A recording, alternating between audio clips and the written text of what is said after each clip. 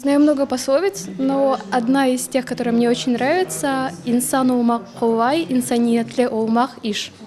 Мне очень нравится эта пословица, мне кажется, нам нужно стремиться к этому. Есть еще одна пословица, которая мне нравится, это «Бірлішкен бінні йықар» и «Ады чыққанша жаны чықсын».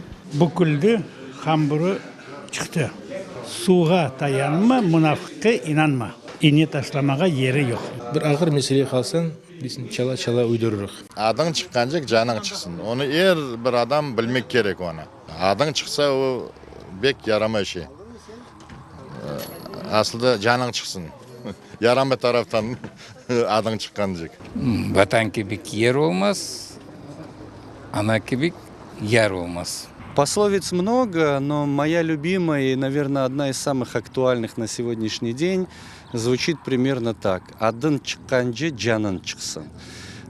Мы живем в такой ситуации, когда вокруг нас очень много обманчивых целей и соблазнительных предложений, казалось бы.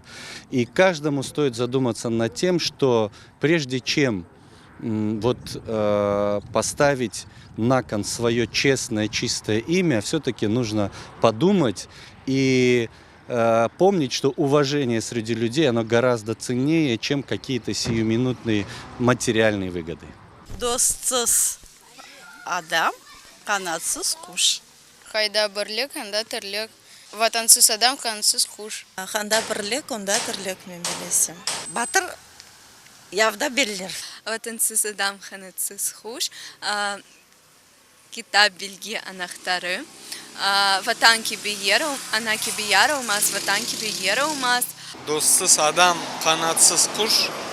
Anda birlik, anda tırlık. Батыр ярасы olmaz. Dostsuz адам, kanatsız kuş. Айтылған сөз, айтылған ов. Батыр ярасыз olmaz. Ana gibi yar olmaz, vatan gibi yer olmaz. Dostsuz adam, kanatsız kuş.